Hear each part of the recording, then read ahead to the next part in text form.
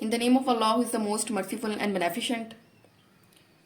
ये बुक जो है ये 10th क्लास की है और ये जो सिलेबस है वो पैक्टा का है, Punjab education curriculum training and assessment authority. It's the full form of PECTA. और आज हमारा लेक्चर नंबर 2 है जिसके अंदर हम लोगों ने रीड करना है। चैप्टर नंबर 1 है ह्यूमन डाइजेस्टिव सिस्टम। इसके 3 ऑब्जेक्टिव हैं जो हम 1 बाय 1 डील करेंगे। पहला ऑब्जेक्टिव था nutrition and its importance, second human digestive system और थर्ड था डिसऑर्डर्स ऑफ डाइजेस्टिव सिस्टम। मतलब डाइजेस्टिव सिस्टम की वजह से जो हमारे सिस्टम के अंदर जो डिसऑर्डर्स आते हैं उनको हम लोगों ने डील करना था। तो पहला टॉपिक जो था वो हमारा 1.1 हम लोगों ने लास्ट वीडियो में कवर किया था। अगर किसी ने वो वीडियो नहीं देखी तो प्लीज़ वो जाके वो वीडियो देख लें। और उसके बाद क्योंकि वो हमारी इस चैप्टर की बेसिक थी, अगर बेसिक हमारी क्लियर होंगी तो नेक्स्ट टॉपिक हमारा क्लियर हो जाएगा। अभी तक हमारे पास बुक्स नहीं आई हैं, अभी तक पब्लिश नहीं हुई हैं, तो इस वजह से डेफिनेशन फंक्शंस की अगर हमें क्लियर अंडरस्टैंडिंग के लिए तो ये हम लोगों ने पीडीएफ इसको फोटो कॉपी करवाया ताकि हमें अंडरस्टैंडिंग इजीली हो सके। क्योंकि जब हम उसे पेज पे नोट डाउन करते हैं तो वो थोड़ा सा डिफिकल्ट होता है, कुछ स्टूडेंट्स को समझ नहीं आती कि इसमें डेफिनेशन क्या है, फंक्शंस इसके क्या हैं, स्ट्रक्चर की समझ नहीं आती और इसमें से कौन सी लाइन हमने करनी है कौन सी नहीं करनी, एमसीक्यूज के बारे में पता नहीं चलता। तो अब हम लोग इस पीडीएफ इस पर लाइन टू लाइन निशान लगाएंगे, डेफिनेशंस को भी देखेंगे, एमसीक्यूज को देखेंगे, थ्योरेटिकल पॉइंट ऑफ व्यू से भी पढ़ेंगे और अगर कोई कॉन्सेप्ट है आपका तो वो भी हमारा यहाँ पे क्लियर हो जाएगा। अगर किसी स्टूडेंट को कोई भी अंडरस्टैंडिंग नहीं होती तो वो डायरेक्टली कमेंट सेक्शन के अंदर अपना क्वेश्चन छोड़ सकता है, इंशाल्लाह उसे जल्दी रिस्पॉन्ड कर दिया जाएगा। आज जो हमारा टॉपिक ऑफ डिस्कशन है वो है human digestive system. Last video के अंदर हम लोगों ने nutrition and its importance read की थी। इसको थोड़ा सा ओवरव्यू कर लेते हैं कि न्यूट्रिशन में सबसे पहले हम लोगों ने न्यूट्रिशन की डिफाइन की थी, उसके बाद उसकी क्लासिफिकेशन की थी, heterotrophic nutrition and autotrophic nutrition. ठीक है, तो ये इसकी जो साइड पे ये वाला बॉक्स बना हुआ है, इस बॉक्स के अंदर इसकी बहुत अच्छी डेफिनेशन मेंशन है, autotrophic nutrition and heterotrophic nutrition. इसको हमने ब्रीफली एक्सप्लेन किया था लास्ट वीडियो के अंदर। फिर उसके बाद न्यूट्रिशन के 5 स्टेप थे, ingestion, digestion, absorption, assimilation and egestion. ये सारे पॉइंट्स भी हमने 1 बाय 1 डिस्कस किए थे लास्ट वीडियो के अंदर। अगर किसी ने नहीं देखे तो पहले जाके ये देख लें। फिर उसके बाद जो आज हमारा टॉपिक ऑफ डिस्कशन है वो है ह्यूमन डाइजेस्टिव सिस्टम, टॉपिक 1.2। तो इसको हम यहां से देखते हैं। सबसे पहले फर्स्ट पैराग्राफ है, the human digestive system consist of long tube and some helper organs. The tube is called alimentary canal. सबसे पहले इस टॉपिक को स्टार्ट करने से पहले ना हम एक फ्लो शीट देखते हैं।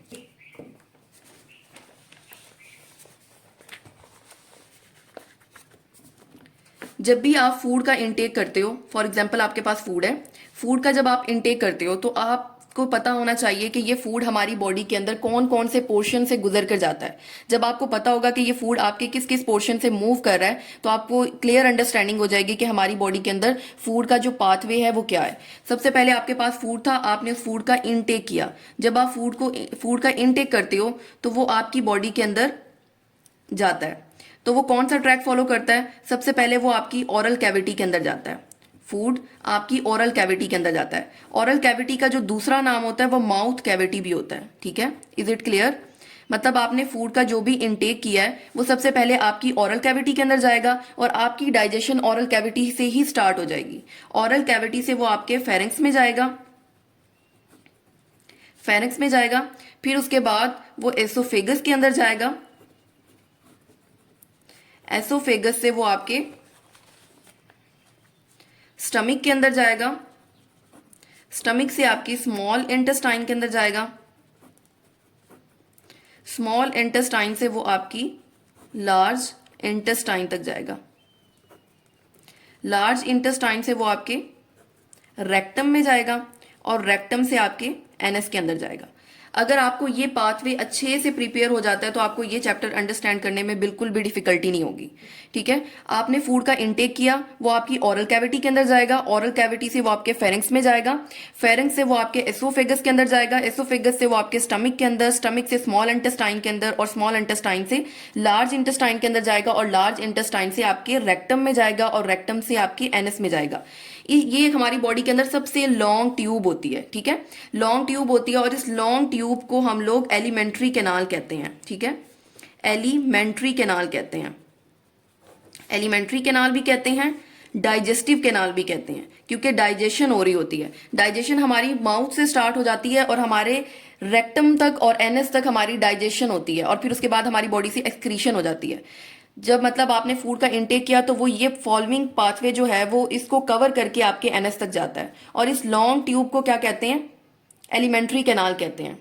ये तो आपका फूड का पाथवे था, फूड आपने इंटेक की वो ये पाथवे फॉलो करेगा।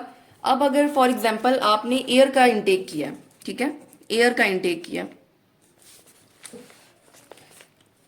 एयर एयर आपकी नेजल कैविटी से जाएगी, नेजल कैविटी से आपके फेरिंक्स में जाएगी, फेरिंक्स से आपके ट्रैकिया के अंदर जाएगी और ट्रैकिया से आपके लंग्स के अंदर जाएगी। ये एयर का पाथवे है। जो हमने पहले पढ़ा है वो हमारा फूड का पाथवे था। ऑब्वियसली आप दो चीजों का इंटेक करते हो बहुत ज्यादा। एयर का इंटेक होगा तो एयर नेजल कैविटी के अंदर जाएगी, नेजल कैविटी से फेरिंक्स में जाएगी, फेरिंक्स से ट्रैकिया में जाएगी और ट्रैकिया से लंग्स में जाएगी।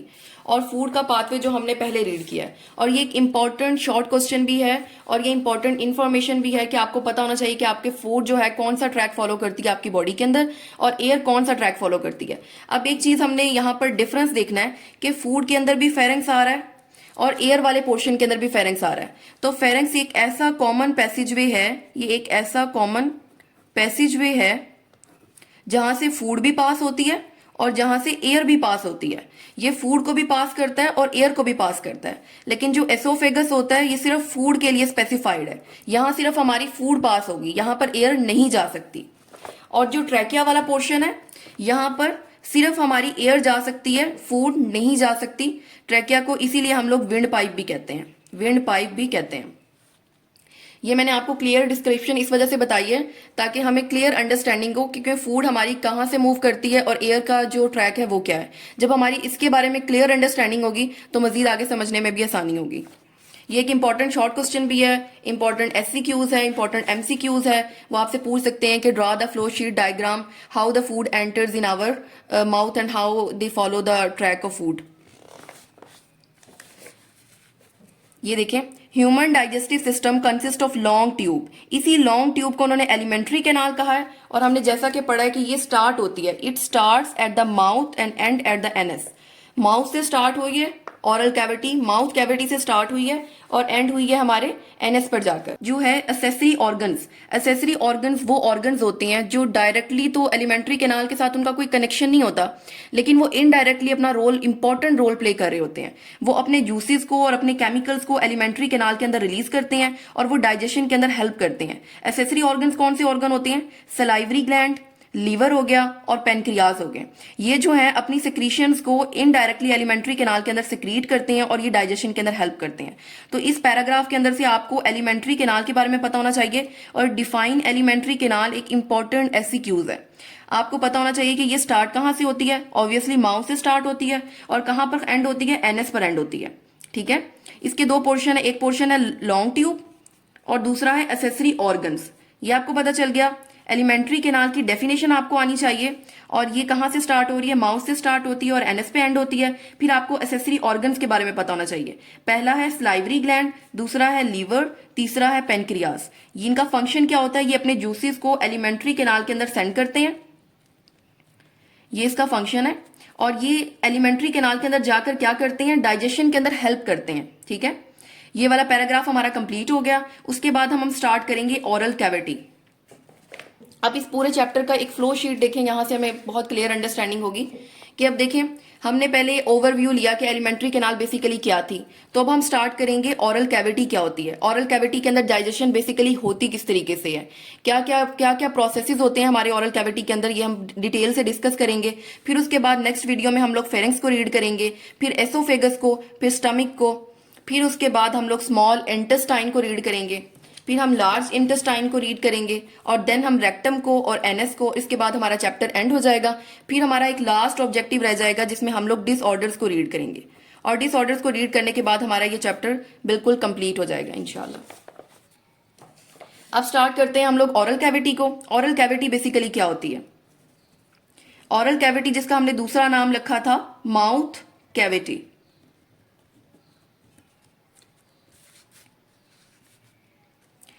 आपकी माउथ के पीछे जो स्पेस होता है, the space behind mouth is called oral cavity और माउथ कैविटी, ये इसकी डेफिनेशन है। आपकी माउथ के पीछे जो स्पेस होता है उसे हम लोग ओरल कैविटी या फिर माउथ कैविटी कहते हैं। अब जो नेक्स्ट लाइन है उसमें उन्होंने टेस्ट बर्ड्स के बारे में बताया हुआ है।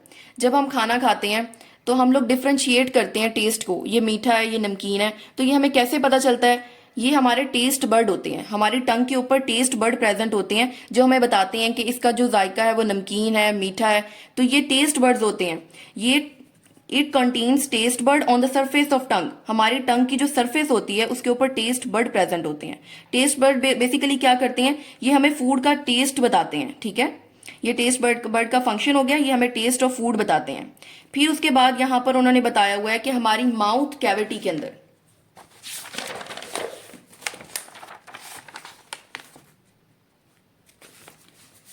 हमने इसमें क्या पढ़ा है कि ओरल कैविटी क्या होती है? आपके माउथ के बिहाइंड पर, बिहाइंड द माउथ जो स्पेस होता है उसे हमने ओरल कैविटी का नाम दिया है, ठीक है। Is it clear? फिर हमने देखा कि हमारी सरफेस के ऊपर कुछ टेस्ट बर्ड्स प्रेजेंट होते हैं और इन टेस्ट बर्ड्स का क्या फंक्शन होता है? ये हमें टेस्ट ऑफ फूड के बारे में बताते हैं, टेस्ट ऑफ फूड के बारे में बताते हैं। अब हमारी ओरल कैविटी के अंदर, अब हमारा बेसिक पर्पस था कि हमारी ओरल कैविटी के अंदर कौन से प्रोसेसेस होते हैं, तो इसमें दो तरह के प्रोसेसेस होते हैं। एक हमारी मैकेनिकल डाइजेशन होती है, मैकेनिकल डाइजेशन होती है, और दूसरी हमारी केमिकल डाइजेशन होती है। केमिकल डाइजेशन जो होती है वो पार्शियल होती है, कंप्लीट डाइजेशन नहीं होती, सिर्फ पार्शियल केमिकल डाइजेशन होती है। ओरल कैविटी के अंदर दो प्रोसेसेस होते हैं, एक मैकेनिकल डाइजेशन होती है, एक केमिकल डाइजेशन होती है। तो वन बाय वन देखते हैं कि मैकेनिकल डाइजेशन में क्या होता है और केमिकल डाइजेशन के अंदर क्या होता है। Mechanical digestion of food begins in the oral cavity. Mechanical digestion जो होती है वो फूड की, वो ओरल कैविटी के अंदर ही स्टार्ट हो जाती है। During mechanical digestion the teeth cut and grind food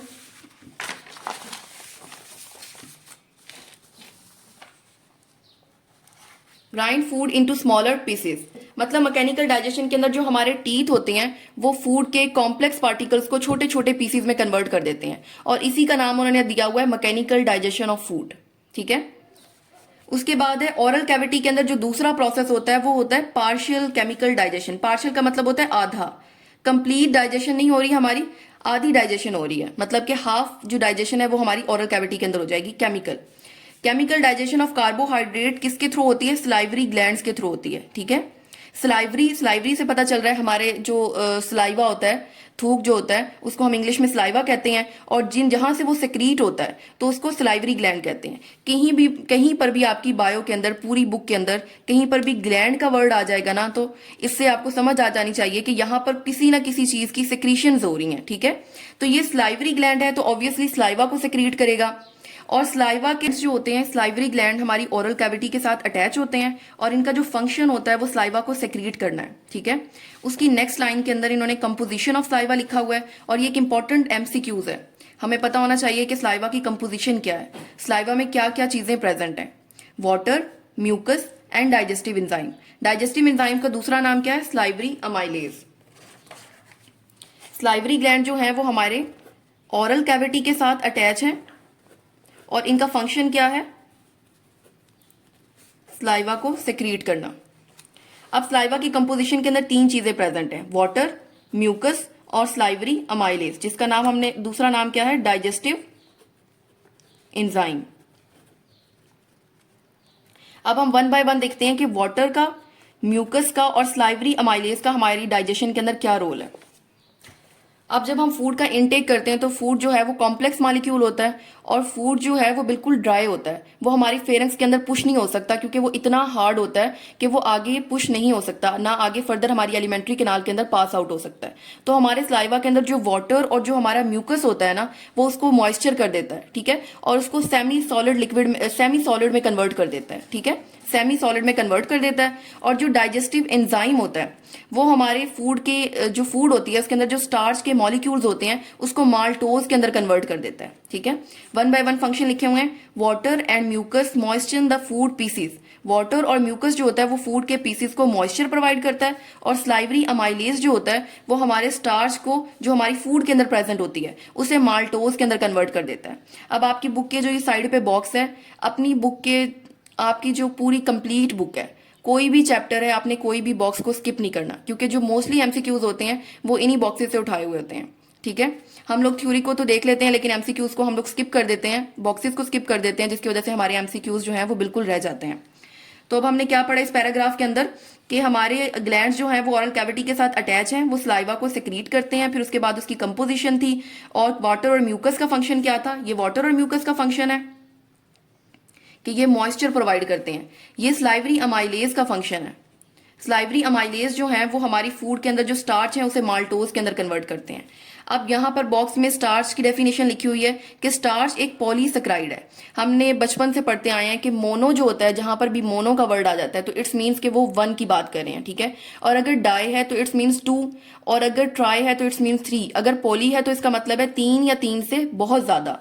तो वो कह रहे हैं कि पॉलीसेक्राइड जो है मैनी ग्लूकोज मॉलिक्यूल, मतलब कि स्टार्च जो है जब ग्लूकोज के छोटे छोटे छोटे मॉलिक्यूल्स बहुत ज्यादा बड़ी चेन बना देते हैं तो वो एक पॉलीसेक्राइड बन जाता है, और उस पॉलीसेक्राइड को हम लोग स्टार्च कहते हैं। ठीक है, स्टार्च इज अ पॉलीसेक्राइड, तो हम उस पॉलीसेक्राइड को डाइसेक्राइड में कन्वर्ट करते हैं। ऑब्वियसली जैसे हमने फूड के बारे में रीड किया था कि फूड के जो कॉम्प्लेक्स मॉलिक्यूल्स होते हैं हमने उसे सिंपल मॉलिक्यूल्स के अंदर कन्वर्ट करना होता है। ठीक है, इसी तरह हमने पॉलीसेक्राइड को डाइसेक्राइड के अंदर कन्वर्ट करना है। तो स्टार्च इज अ पॉलीसेक्राइड, तो हम उसे माल्टोज में क्यों कन्वर्ट करेंगे, क्योंकि वो उसका एक छोटा सा मोनोमर है, तो पॉलीमर को हमेशा मोनोमर में कन्वर्ट करते हैं। फिर उसके बाद हमारा लास्ट पैराग्राफ है जिसमें उन्होंने स्वेल्विंग को लिखा हुआ है कि स्वेल्विंग क्या होती है। अब आपकी जो फूड थी जो बिल्कुल ड्राई थी, उस फूड के साथ आपका वाटर, म्यूकस और स्लाइवरी अमाइलेज मिला है, जिससे वो मॉइस्चर भी हो गई है, मॉइस्ट भी हो गई है, और ठीक है आपके जो कॉम्प्लेक्स मॉलिक्यूल्स है वो सिंपल मोनोमर्स में भी कन्वर्ट हो गए हैं।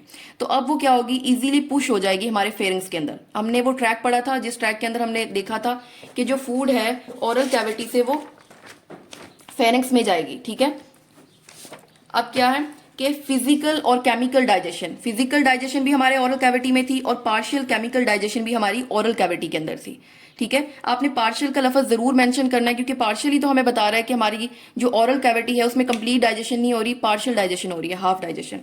तो जो फूड है, अब वो फूड हमारी बिल्कुल ड्राई नहीं रही है, वो बोलस बन चुका है। अब वो फूड भी नहीं कहलाएगी, वो बोलस कहलाएगा। क्यों कहलाएगा, क्योंकि उसके अंदर वाटर भी मिक्स हो गया, म्यूकस मिक्स हो गया और हमारा स्लाइवरी अमाइलेज मिक्स हो गया। ठीक है, वो अब जो बोलस है वो अब सेमी सॉलिड कॉन्सिस्टेंसी बन गई है, अब उसकी सेमी सॉलिड कंसिस्टेंसी हो गई है। तो अब वो बिल्कुल नरम भी हो गया है, सेमी सॉलिड हो गया है। तो अब वो क्या होगा, it is swallowed by pushing it to the pharynx, तो उसको हम पुश कर देंगे आगे फेरेंक्स के अंदर। ठीक है, वो आगे मूव कर जाएगा, हमारी ओरल कैविटी से वो फेरेंक्स में चला जाएगा। ठीक है, for swallowing the tongue move the bolus to the back of the oral cavity. ठीक है, टंग क्या करती है, अब स्वेलिंग के दौरान जो हमारी टंग होती है ना, वो बोलस को हमारी ओरल कैविटी के अंदर, back of the oral cavity के अंदर, ठीक है, ये फ्रंट पे सारा काम हो रहा था ना, टीथ और टंग हमारी फ्रंट पे थी, तो टंग जो होती है अब वो back of the oral cavity के अंदर हमारी फूड को पुश कर देगी। ठीक है, अब हमारा जो स्वेलोड फूड है वो हमारे फेरेंक्स के अंदर एंटर हो जाएगा। Is it clear? हम लोगों ने कंप्लीट ह्यूमन डाइजेस्टिव सिस्टम को कवर किया है, उसको एक शॉर्ट में हम लोग कंप्लीट देख लेते हैं, उसका ओवरव्यू देख लेते हैं कि आज हम लोगों ने कलेक्टिवली क्या रीड किया है। तो ह्यूमन डाइजेस्टिव सिस्टम के अंदर हमने रीड किया है कि हमारी एलिमेंट्री कैनाल होती है जो मोस्ट इंपॉर्टेंट एससीक्यूज है। ये स्टार्ट कहाँ पर होती है, माउथ पे, और एंड होती है एनएस पे। फिर उसके बाद कुछ एसेसरी ऑर्गन्स थे, स्लाइवरी ग्लैंड, लीवर, पेनक्रियाज। ये आपको फिंगर टिप्स पे पता होना चाहिए कि एसेसरी ऑर्गन्स क्या होती हैं और आपकी डाइजेशन के अंदर क्या रोल प्ले करते हैं। फिर उसके बाद ओरल कैविटी है। ओरल कैविटी हम लोगों ने डाइजेस्टिव सिस्टम स्टार्ट करने से पहले हमने कंप्लीट ट्रैक देखा था कि हमारी फूड कौन सा पाथवे फॉलो करती हैं। इसका स्क्रीनशॉट भी ले सकते हैं आप लोग, ताकि हमें पता हो कि फूड कहाँ कहाँ मूव करती है। ये इंपॉर्टेंट फ्लो शीट है, अगर आपसे कोई शॉर्ट क्वेश्चन पूछे और अगर आप ये फ्लो शीट बना दें तो आपको कंप्लीट मार्क्स मिलेंगे। ठीक है, फूड ओरल कैविटी के अंदर जाती है, ओरल कैविटी से फेरेंक्स में जाती है, फेरेंक्स से एसोफेगस के अंदर, एसोफेगस से स्टमक के अंदर, स्टमक से स्मॉल इंटेस्टाइन, स्मॉल इंटेस्टाइन से लार्ज इंटेस्टाइन, लार्ज इंटेस्टाइन से रेक्टम और देन एनस। ये फूड का पाथवे था। फिर हम लोगों ने एयर का पाथवे देखा था कि जब हम एयर का इनटेक करते हैं तो एयर कहाँ कहाँ मूव करती है। एयर नेजल कैविटी से हमारे फेरेंक्स में जाती है, फेरेंक्स से ट्रैकिया में जाती है और ट्रैकिया से हमारे लंग्स के अंदर जाती है।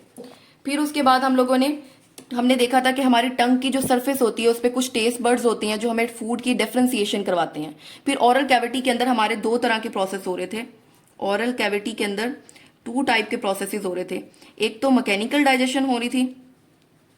मैकेनिकल डाइजेशन को भी हमने कंप्लीट डिटेल से पढ़ा कि मैकेनिकल डाइजेशन में क्या था, और फिर उसके बाद हमने पार्शियल केमिकल डाइजेशन को भी रीड किया था।